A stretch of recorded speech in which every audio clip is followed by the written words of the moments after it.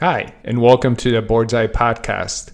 This is Martin Ravinsky from Board's Eye, and with me I have John Krubski, who is the author of Breaking Genius, and he's going to cover what Breaking Genius is all about. He's going to talk about it in detail. He's also going to cover some other points, including thinking whole, and how 45 minutes can change the way you think, you learn, understand, and communicate so you can sell, lead, and teach for the better for the rest of your life. John, welcome. Well, thank you, Martin. I appreciate the introduction, and I'll be happy to take it from here. I have never been one to speak too little, but I hope I have generally one not to speak too much. The fine balance between those two. So, what I've done basically is for the past 30 now years or so, is I basically helped some of the smartest people in the world think smarter, and some of the most creative people in the world think more creatively. About 35 years ago, I realized that what people at that time I was selling syndicated research for a company called Yankelovich. People today don't know much about Yankelovich, but it was the preeminent market research company and originated the notion of generational marketing. And I was in charge of selling data, selling information from the research. And what I discovered, Martin, was very quickly that what people don't really need is a lot more data. I know we talk about big data today, but that just usually breeds big headaches. People don't necessarily even want a lot of information, because the bottom line is information is something they have to deal with. And in businesses, that becomes an overhead item of time, effort, and energy. So, what are people really looking for? I believe that people are actually in businesses looking for actionable insights. That is to say, look at a whole lot of material, decipher what it is that's really significant about it, and then turn that into something you can actually do something with. I had that epiphany when I was sitting in front of a client who didn't want to buy my research. And I said instead, I'm glad, because I don't really want to sell your research today. I really want to find out what it is that I can help you with. He outlined the problem, and I said, well, this is very interesting because we just came up with a wonderful solution to that. It's called Blue Sky Sessions. And what it is the following: we will come in to your organization. You bring a team that's been working on anything in any industry, in any kind of department. You bring a team that's been working on something together for days, weeks, months, even years in some case. And here's what we're going to do: we will help you bring that group to a sense of consensus. We will give them a collective vision that will be drawn from their collective native intelligence. And by the end of the day, one single day, we will give you a team that will have an action plan to act upon. Okay. And then there would be a pause, and I would say to them, and the best part is that if that doesn't happen, you don't have to pay us. And Martin, I've never left a penny on the table since. So they always paid. They always paid because they always got fair value. And then I started doing this as part of Yankelovich, but then eventually broke out on my own. And I've been, by the way, I'm a serial entrepreneur. I created my own advertising agency at the age of 24 without having had the benefit of actually working at one. I figured Wow. anybody could do this, and I proved that I was right. So I sold people who have been running multi-million dollar businesses that a 24-year-old guy with no experience knew more about their business than they did. And I proved it. So I ended up doing that. And then eventually, what I ended up doing with a combination of this serial entrepreneurism, by the way, I was part of an information technology startup that was planning to sell internet on the internet advertising time for radio and television stations back in 1994. So that would make me a bleeding edge entrepreneur on the internet. But anyway, so what I ended up doing was I started packaging this as a method for getting clients. I would go in, do my thing, and basically I ultimately would achieve exactly what they wanted. But more often than not, what happened was they would ask me to stay. And so I ended up with relationships over a period of years in a number of different companies and a number of different industries. Because what I do is agnostic. I don't care whether you're in the car business, whether you're a major airline, or whether you're a local retailer, the same process works. The process now has evolved from being called blue sky sessions to, after a great deal of work, a thing called thinking whole and breaking genius, and in particular, breaking genius for teams and organizations. And when I say breaking genius, what I mean is in the show Breaking Genius, with which you may be familiar, a lot of people listening would be familiar. Breaking genius means breaking in the direction of Breaking Bad. Oh Remember yeah, Breaking yeah. Bad? Yeah, so breaking in the direction of bad. Well, I've kind of played on words there. I want to break people in the direction of genius. And what's a genius? What is genius, as I've come to understand it and precipitate it, is I don't believe there is such a thing as a state of genius. That is to say, there is no person ever born who is a genius in everything. I don't believe that there is, for example, a Michelangelo cookbook of genius Italian cooking. We know for a fact that Einstein may have been pretty good at math, passable at physics, but he sure as hell had no sense of relationships. So genius is not really a state of being. So what is it? It is a moment. It is a moment when something special happens, either to an individual or a group, where something is achieved that would not be achievable in the normal and ordinary everyday activity of things. So that's, by the way, become a book. And that was a book as a result of the fact that one of my clients, having gone through a number of these Breaking Genius sessions with me, asked me a very simple question. He said, he's from New York. So he said, this thing you do, this thing. I said, yeah. He says, how does that work? And I looked at him. I said, Frank, um, hmm, I don't really know. I just hope it keeps happening. But it bothered me. Yeah, of course, Yeah. right? But it bothered me that I didn't really know. So I started doing something strange. There's a very academic part of me. So I started looking into what is genius? What is creativity?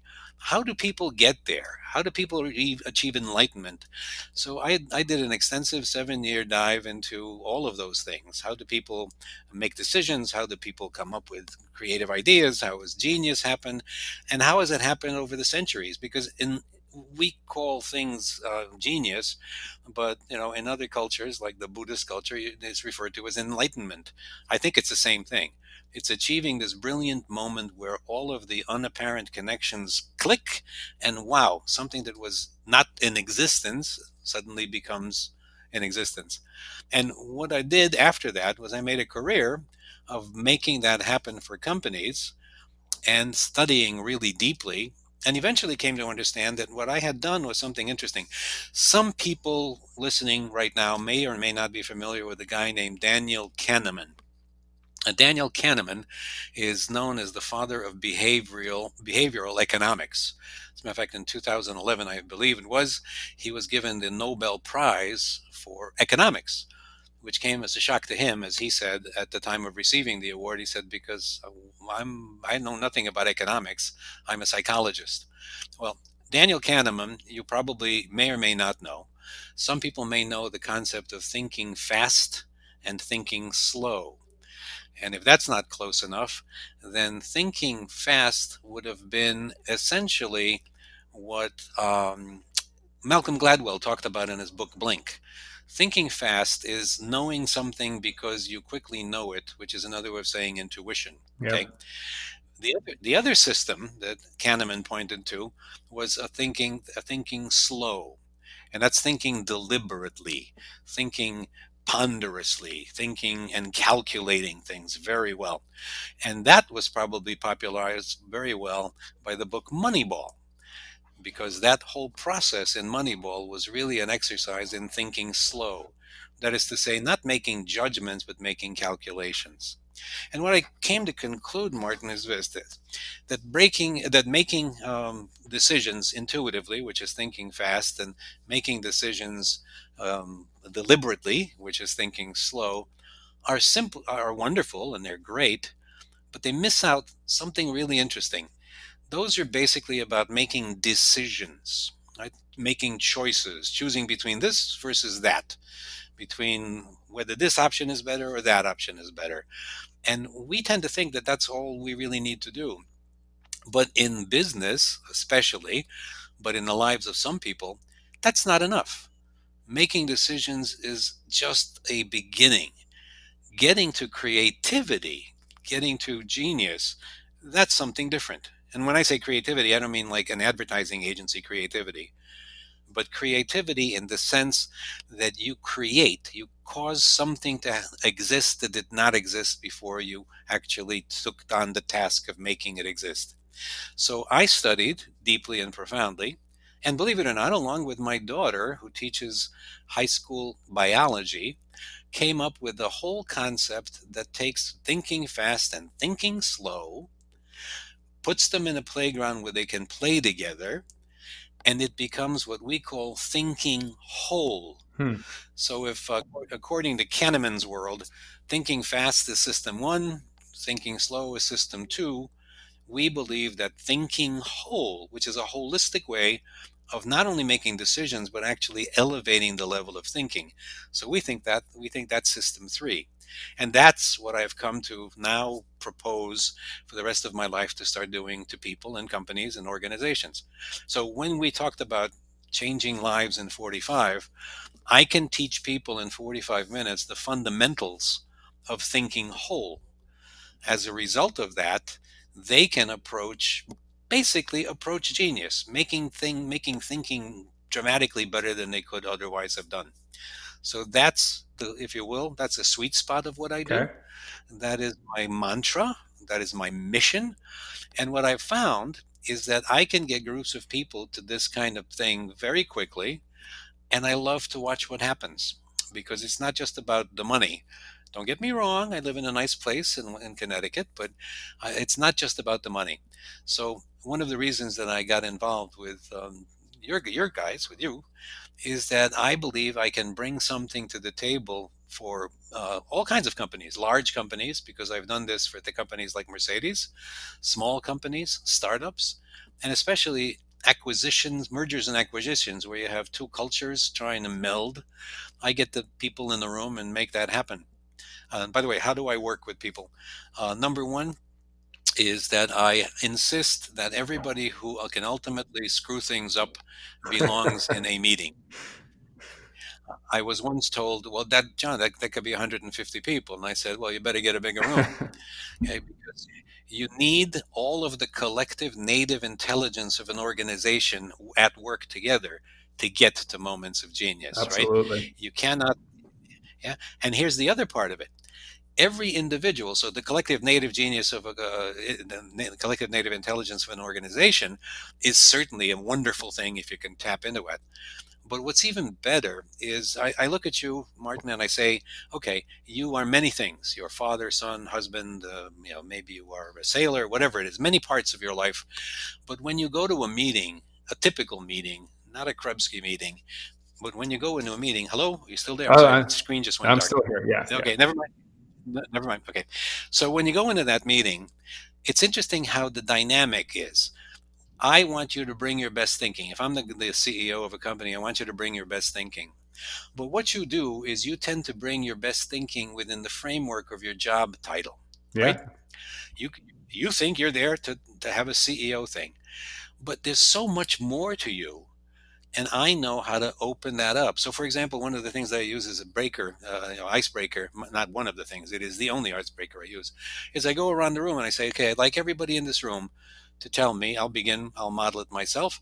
Tell me something about yourself, maybe your family, right?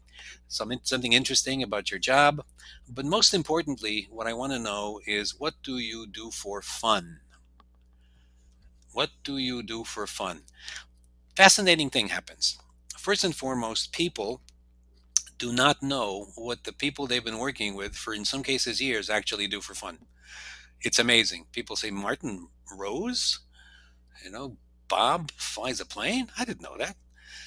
So that's good. But that opens Incredible. now that person. Yeah, it's incredible because what it does, it brings that possibility of knowledge into our conversation. I tell you, I've had this conversation at this moment in meetings a lot. When somebody ultimately says to me, I'm a sailor. So I'll file that away.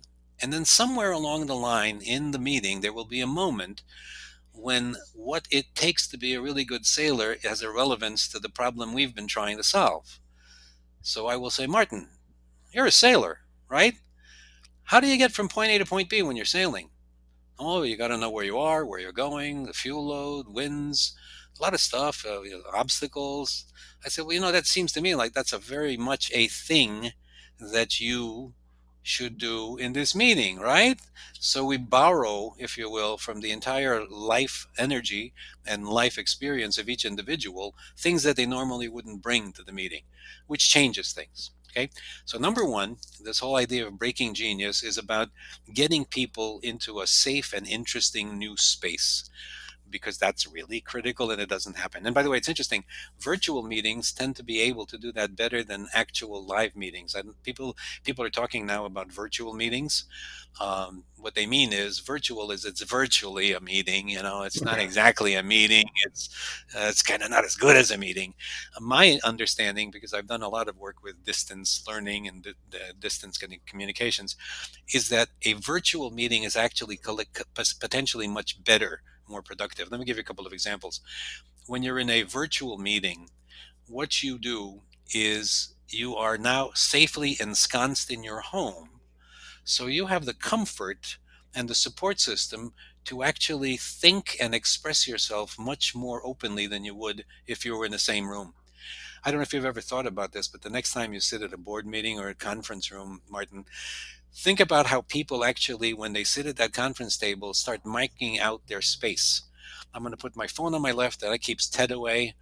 I'm going to put something else over here. No, they become protective and And isolating. and I would like to, sorry to jump in, but also uptight. You Please. can tell their posture's uptight. They're not relaxed. They feel uncomfortable. Absolutely. Because somebody might actually want them to say something meaningful.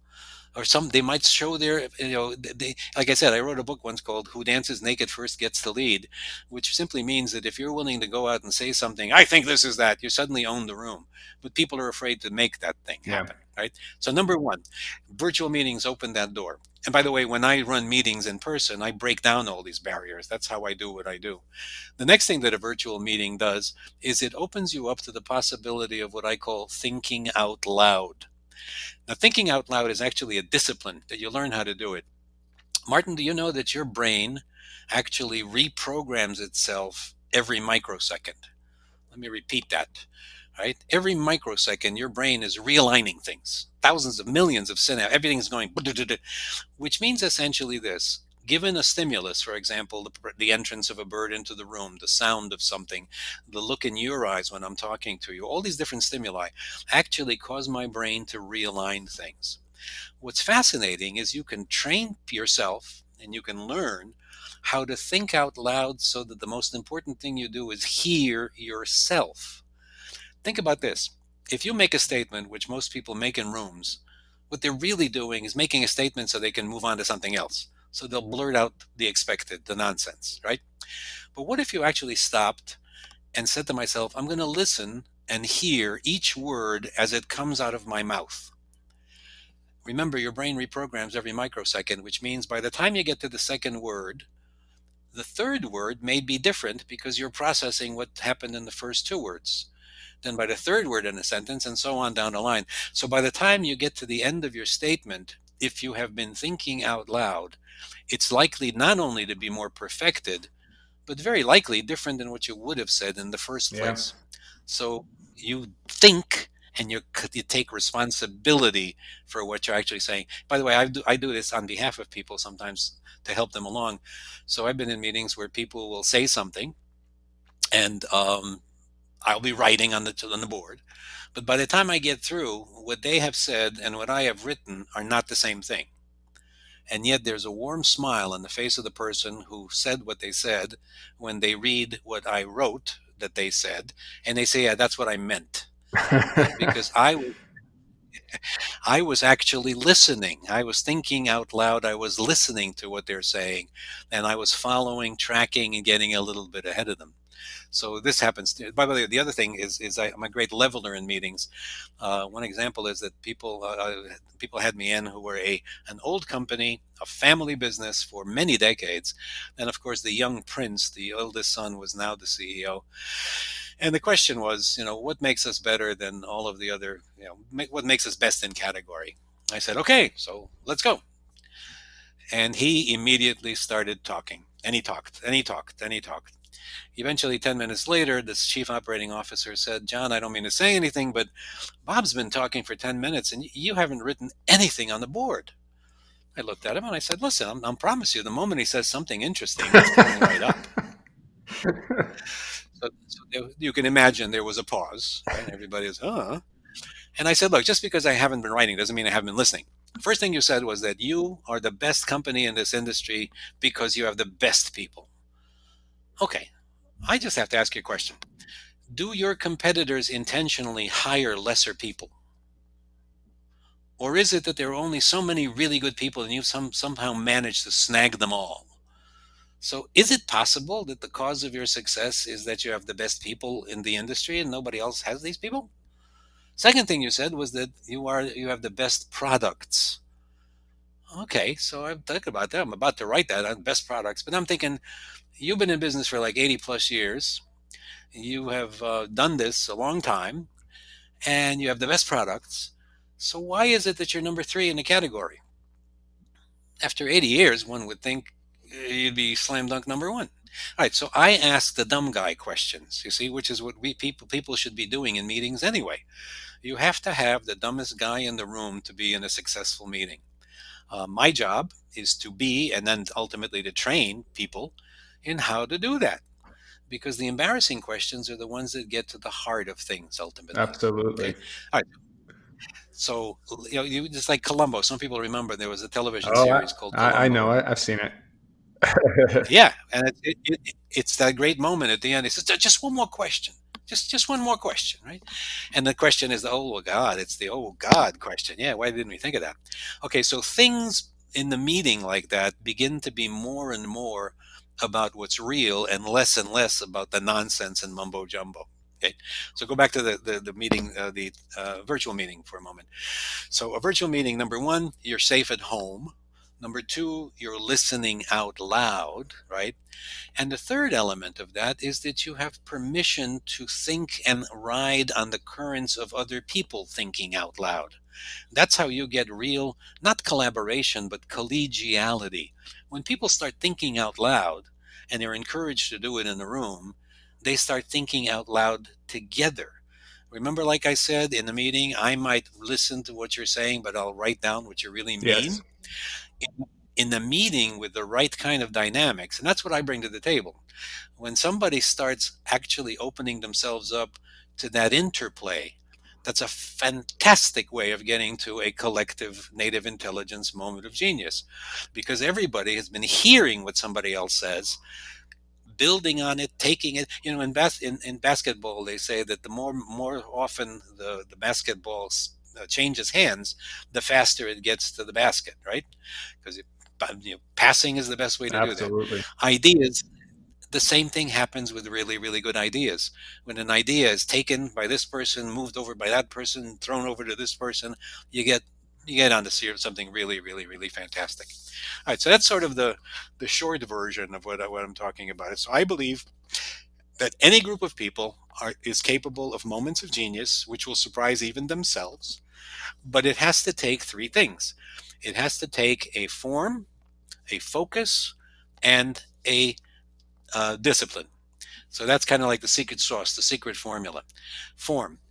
Everything in the human brain says that it's constantly at work. I told you that the human mind is constantly, every microsecond reprocessing itself, Yeah. reprogramming And itself. that Okay. includes us being Polish, right?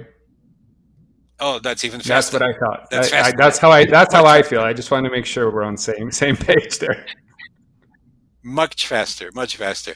But so what's happening is that your brain is constantly at work, which is means also it's full of noise and dissonance. Okay, what you need is somehow to get that brain to a place of quiet, which is, again, now we're talking about enlightenment and ways that people have achieved enlightenment in other cultures over thousands of years. What you want to do is quiet your brain. You know how you quiet your brain? The only way you quiet your brain is by having it focus on one thing. You cannot not think, but you can think in more and more and more intently on one thing, and that's a form. So, in order to make Breaking Genius happen, I've created this form. I can't get into it without visuals, etc. right now, but it's basically a point of focus, right? A point of something. I'm sorry, a point of crystallization, not focus, but a point of crystallization. A snowflake cannot occur unless there's a piece of dust around which the crystals of ice can form. A pearl cannot form unless there's an irritant in the oyster around which the pearl can form. The same thing holds true for human thinking, and especially when it's a group thinking. So what you need to create is this focal point, which actually allows things to crystallize. So that's the first thing you need, and we know how to do that because we've done it now thousands of times. The second thing you need is a mantra, which is a refocus. We tend to wonder, how many meetings have you been in, Martin, where people figured something out and then before you know it, they went past it and then they get confused again. And by the end of the meeting, they were back where they started, having missed a great opportunity along the way. Happens all the How do you time. avoid? Absolutely. Not in my meetings, brother. Not in my meetings, because I know when to stop, right? So I've got a form. And one of the focus, what you need is a mantra. And I'm not going to, maybe I'll talk a little bit about it. But everything I've done, everything I've figured out is really about a sequence of numbers 7, 3, 1. Okay. You can get any group of people to a wonderful place. Oh, by the way, you got kids who are still in school? Well, I do. I guess my son went back to school, but all my kids are grown up. 22 is my youngest. Okay. So yeah. All right. So if you had a kid in school and they were asked to write a paper, and if I gave you a magic formula by which they could write the best paper they've ever written and learn better than anybody else has ever taught them, would that be a wonderful thing for them? It might be a wonderful thing for me. Oh, exactly. That's true. So one of the things I'm going to point out very quickly is my daughter, who is a biologist and the co-author of my book. I didn't know this, but for the last 10 years, she's been using the same system that I've been using with corporations to teach her students biology, to get them on the same page, to understand things better. As a matter of fact, she recently used our system, Breaking Genius, with a class who wasn't getting a very complicated idea called the tragedy of the commons. I won't go boringly into what it's all about, but these kids were baffled. They just couldn't wrap their arms around it. So she threw out her normal process and she said, okay, here's what we're going to do. And she started the process of Breaking Genius. By the second hour of this meeting, one of the kids said, wait, isn't this is the thing we've been talking about? Oh my God, it makes sense, right? So if you follow the right process, you can get people to get sense. And the core of that, by the way, is 7, 3, 1. Everything in the universe can be known if you understand the seven significant facts, which you can then reduce to three propositions, which are complementary yet different, right? And ultimately cause you to understand the central operating principle of whatever it is you're dealing with. So think of it, if you think of a visual, this is the form I'm talking about. If you're looking at a visual of like a hourglass, white at the top, seven significant facts, narrows down to three propositions. And then at the center of this is a thing that I call the central operating premise. So that is how you get to understanding a problem. How you act on the problem is you take the bottom of the hourglass and now you go 3, 7. So 7, 3, 1, 3, 7. From the central operating principle, what you come up with is three strategies that are required to make it happen and seven action steps in order to actually fulfill that. So I've just given you the formula. That's the formula for genius. That's the formula for Breaking Genius. But what happens is people tend to get in meetings, can tend to get lost along the way. They start wandering. So the mantra is 7, 3, 1. right? Always, the answer is always by the way, why seven? You can never remember more than seven facts, no matter how hard you try, not meaningfully. And what's interesting is if you don't have seven, then I can challenge you because you haven't thought about it long enough. Why three? Because three are the smallest number of sides that can enclose a space. They're also a magical, mystical number. And all of that points to one because three always eventually somehow comes back to one. So there is this mysticism, if you will, metaphysical stuff going on, but it's also brainwave patterns. It's also all of the things that people talk about when they study creativity. So would So, would would, you, would it be 731 and then you said 137, correct? Okay. correct. The one is in the middle, and that's a central operating Yeah. principle. And by the way, not the big aha. It's a central operating principle. It tells you what to do. It tells you how to act. So, for example, the Coca-Cola Company. If I asked you what the central operating principle of the Coca-Cola Company has been since 1946, what would you basically come back with to me? Coca-Cola? Yeah. Uh, Wait, okay. Say that question one more time. I know there's. What has been the central operating principle since 1946 of the Coca-Cola Company? Well, I mean, my basic answer would be, get people addicted to drinking Coca-Cola. Well, that's why there was cocaine in it Exactly. originally, right? I wanted you to say that. But yeah, it's all right. Most people would say, "Oh, it's about the real thing. It's about flavor. It's about taste. It's about experience. It's about." Nowadays they get into all this branch, all this fuzzy, soft stuff. But you know what the central principle of the Coca-Cola Company since 1946 has I do been? not. It it has been put a Coke within an arm's length of everyone on the planet. Stop for a moment and think about that. Can you try a Coke if it's not available to you? Uh-uh. Right?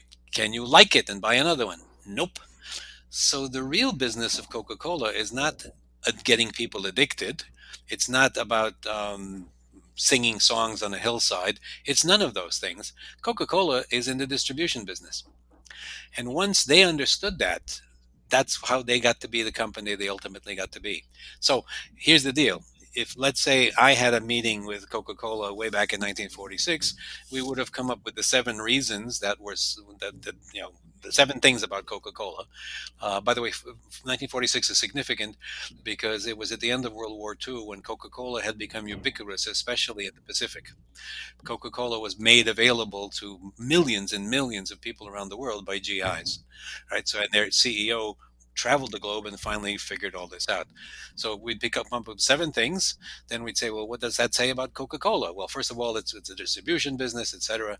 So and the center of that triangle at the bottom of the triangle, the hourglass, would be, put a Coke within an arm's length of everyone on the planet. And then to answer your question, that would lead to three strategies, whatever those might have been, and then seven tactics. So you see how it all falls Yeah. together. Now, what have I done for you? First and foremost, I have told you because I can't tell you how many meetings with clients begin with, John. You have to understand this is very complicated.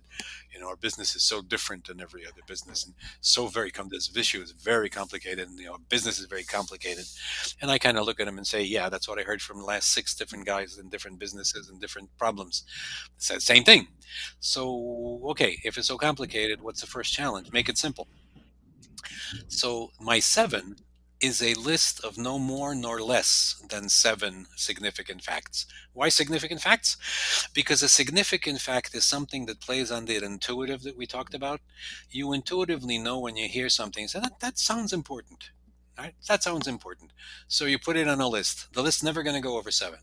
So when we get to number seven, one of two things happens. Somebody says, okay, we got it. More than likely, somebody says, oh, we have to include whatever it is. And the answer is, I'm sorry, didn't I tell you there's only seven slots here? So you got eight. Something's got to happen. So now we have to start talking about the significance of each of these things. In a typical meeting, we would have thrown 100 ideas up on the wall. We would have had all this wonderful ideation happening, and we would have gotten lost. There's an old saying. Yesterday we marched to a different drummer and we got lost. So that same thing happens when people have many ideas to put their arms around. When they have few and there's a limit, people have to argue for their ideas, and they begin to really understand them because they have to keep repeating them. This issue of thinking out loud. And by the way, why not fewer than six? Why not fewer than seven? Because it just means you haven't really thought it through. So the first thing I've done is simplified the whole idea of how much information you need and pushed it through a slot that makes it all meaningful, most meaningful, most meaningful. And then, in order to act, I didn't say, well, we got to think about a plan. I just used the same model. So the same model is basically, we need to do something with this. Well, do we need strategies? Yep, we need three of those. Yeah, one of my friends who I did many of these sessions with said to me one day, I got you figured out, John. Yeah, I said, why? What do you got figured out? He says, every time somebody asks you a question, you get up from your chair and you walk towards the front of the room and you say, there are three things we need to consider. I said, yeah. So what does that mean? He says, you don't know what those three things are, do you? I said, you know what, Frank? You're right. But I'm ahead of everybody in the room because I know there only need to be three and there have to be three. What a gift that is. So anyway, that's I just put myself out of business because once you know that, you can do this all yourself. Not really, not really. But I want to bring that because I can bring that to a board of directors. I can bring that to a group of people inside a company who are working on anything, and again, in any industry. And I can bring this to people who are trying to merge cultures. Because when you get people in a room and they start doing breaking genius, and as I said, I have had 150 people in the same room at one point, and we got to a vision, and we got to a consensus, and we got to an action plan by the end of the day. If I can do that, then I must be doing something a lot of people should know about who don't currently do it. Absolutely. Um, I'm not going to throw you off as far as because you're doing great, and this is awesome information. I actually been taking notes, but I do want to narrow down and ask you a couple of specific questions. Just curious what your answers would be. Um, Shoot. awesome. One of them is, what would you say is one characteristic that you believe every leader should possess? Curiosity. I like that Next question. answer. um, Next question. So this is a little bit okay. I'll just ask it. What kind of challenges have tested you as a leader?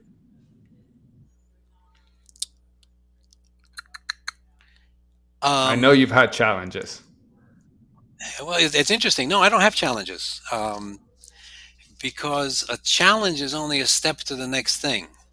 So I don't think of them as challenges, to be perfectly but honest. in Uh, sense they are challenges because I know you're taking the steps and you've actually had incredible growth. I mean, I can tell you've grown a lot over years.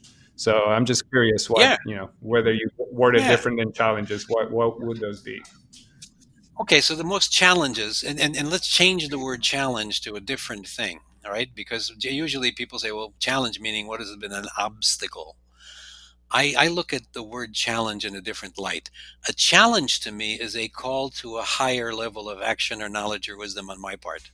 Literally challenge. Like a good professor, a good teacher challenges you. I've gotten some of the worst grades in my career as a student from teachers who taught me the most. So that's challenge in the most positive way. And I have to say, I'm not evading the question. I think challenge is a call to action. It asks more of you. I'm going to go to our Polish background. You know that Poland is a country in which it is said a Pole is born with a sword in one hand and a brick in the other. Okay, because you know something is going to happen bad and something is going to happen rebuilding. And the other thing that is it's very appropriate for today's period. This too shall pass. This too shall pass. But at one point or another, there is a challenge in the most positive sense that comes from the worst possible circumstances. I think you and I spoke about the fact that my father was a POW for Yeah. 5 years and told every day, he was told that he would not leave this camp alive. And that came to within 20 minutes of actually happening. Thank God the third U.S. Patton's Third Army showed up. But think about the challenge of 5,000 intelligent men who were the Polish officers that my father was interned with. The challenge of living with that for 5 years. So, challenge. What happened with that challenge? They started a university in that camp. They actually had classes every 45 minutes. There were people who ended up with different careers after World War II than they came in with at the beginning of the war. My father was in a theatrical group, right? So their challenge was, how do you make something positive out of this? Long-winded answer. So my challenges are I can't point to any challenge because I always see what happened next. I think I forget the challenge, to be honest with you, and I remember what came of that challenge, because I would have not risen as high had I not had that challenge. So call to action, not an obstacle. I agree with you, and there's one thing I'll tell you a couple of things about me. I know it's not an interview about me, but just because we have a few things in common. But my mom was actually shot in her leg when she was 2 years old. It was friendly shot. It wasn't even a German soldier. Friendly Yeah, it was fire. friendly Yeah. fire. Yeah. But she almost lost her leg. She didn't. Her dad was committed to trying to heal it, and he did, because the doctors literally just wanted to amputate her. Right. So for me, and you can probably word this better than I can, but for me, my big challenge was coming to this country. I came to this country when I was 11. I spoke not even one word of English. I spoke broken Italian because I was in Italy for 8 months, and obviously fluent Polish. And my challenge was actually all through middle school, being made fun of, being poked at, and didn't speak English. I had no idea what people were saying. When I got into a fight my first day in school, I sat in principal's office with him talking to me, and I have no idea what he was saying either. But again, overcoming that and not ever thinking about it, I guess you do have a good point. I never thought about it as a challenge. I just looked at it as, okay, I just got to get through this. I got to learn English quicker. I got to overcome this and come out on top. And then I did learn English. Then my accent, always thought that would get in the way, and actually it didn't. It was an icebreaker for a lot of people, and all of a sudden I'm in college, and instead of it being a something that might hold me back, it was actually what helped me get through, and got people to listen to me, and they wanted to ask me questions and talk, and wanted to hear me talk. So it's interesting perspective. And again, sorry for talking about it, but yeah. No, no, not at all. But you've opened the door for me to tell you a very quick story.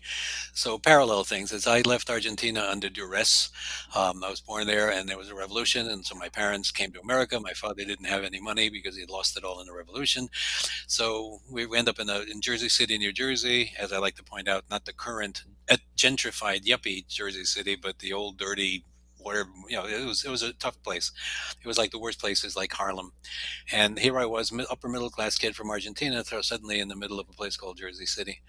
And I remember, I think it was sixth grade, maybe third grade, maybe it was third grade, and I faced the same problem you did, because I'm a nice kid, right, from the upper middle class, and then all these people are like, they know how to live in a city, and I don't. But what I here did was, I suddenly came to a great idea, a great notion. And again, I said, I went to the toughest kid in the school, and I said, "You and I need to fight." And he looked at me like, "What?" So I said, "You and I need to fight." And he looked at me and he said, I got no argument with you. I said, no, I need to fight. How about school, 2:30 behind the school, blah, blah, blah. He's looking at me like some kind of moron at first, right? Then like a light bulb went off in his head. So we met. He definitely beat me up, but not nearly as bad as he might have, because he understood what I was doing. So what I had done was, in third grade, I had assured that I would never have another fight for the rest of my life in that town. People understood that I was either nuts, and you really don't want to mess with me, which is what I wanted them to understand, or B, they understood that this guy, who understood perfectly, the toughest guy in school, had extended his personal protection to me as well. So to your point, was there a challenge? I guess, but I never had a fight with anybody. That's awesome.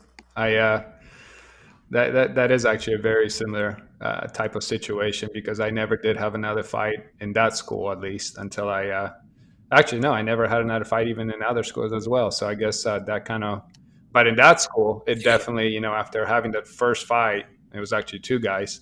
Um, People just respected and gave me space and actually were helpful. So it was actually kind of really neat experience for me. From negative came, a lot of positive. So Yep. um, I have one more question. Yes. What would you Happy. what would you tell your 18-year-old self?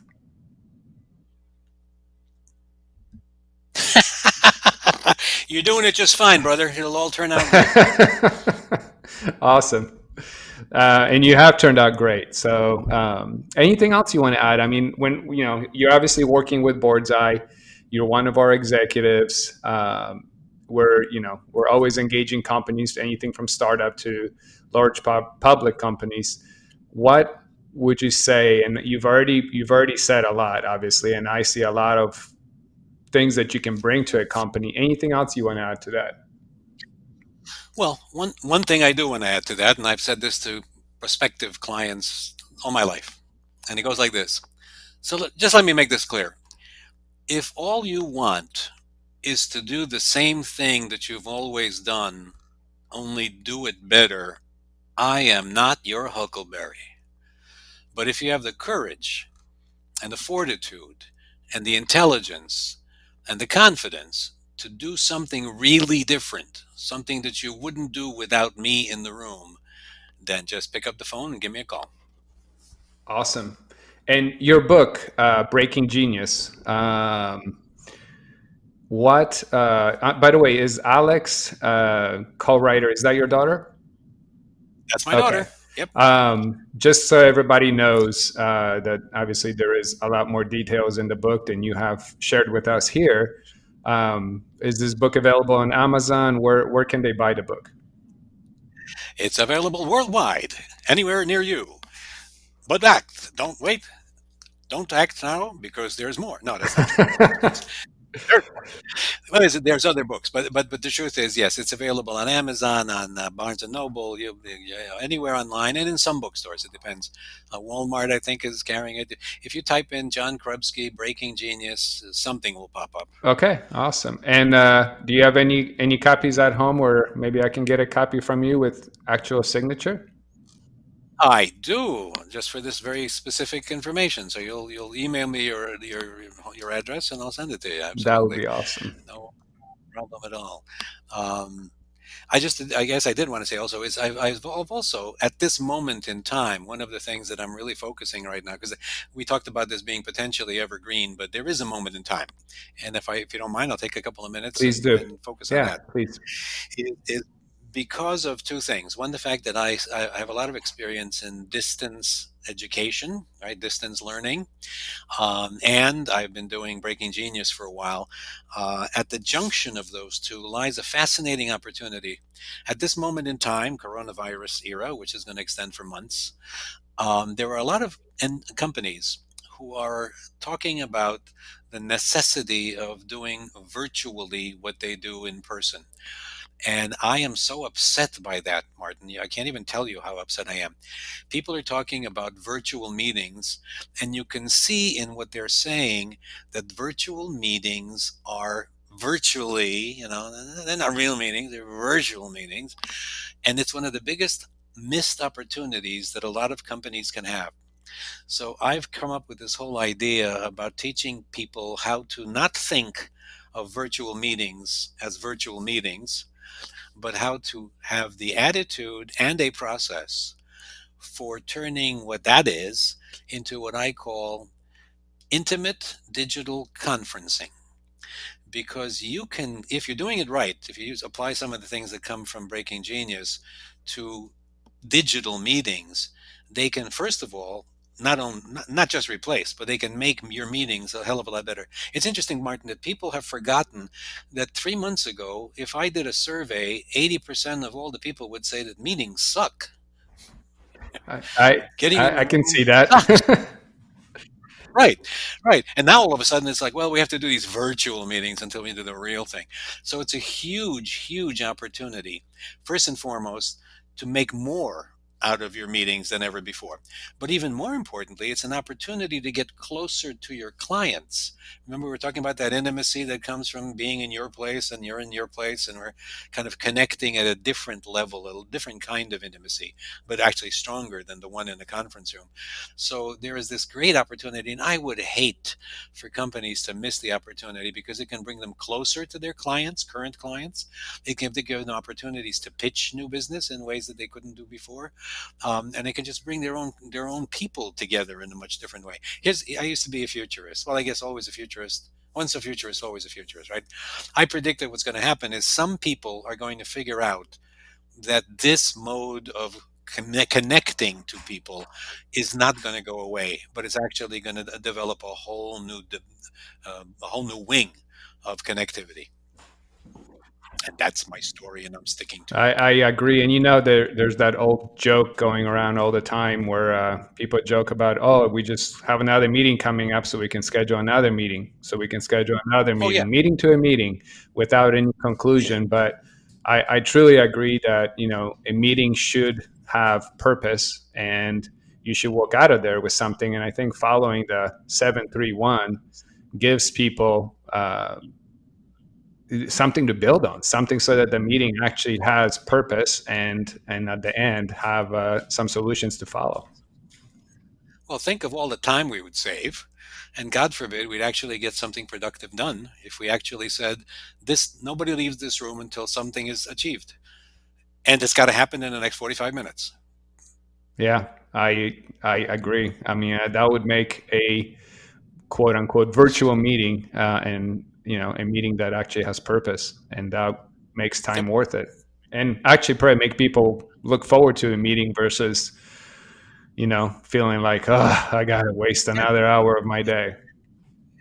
Yeah. By the way, I used to work for this market research company, and we did surveys. This is 20 years ago, and what we discovered was that 85% of all meetings are held for the purpose of having the subsequent meeting.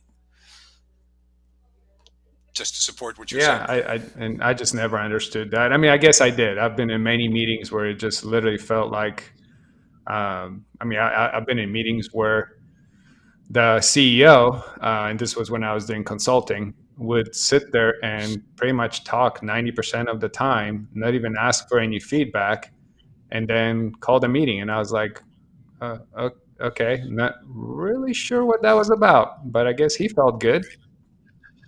Very good use of our time, boss. Exactly. We all listen to you. You're the leader. Let's go. Yep. Well, Polish people are not fond of leaders. We were the first country to have elected kings. Do you know that? I didn't. Oh, yeah. Yeah, Poland has had a history of elected kings, not hereditary kings. And look what it got us. That's another story. Hey, Poland's still there. Jeszcze Polska nie Nie, zginęła. nie zginęła. Nie.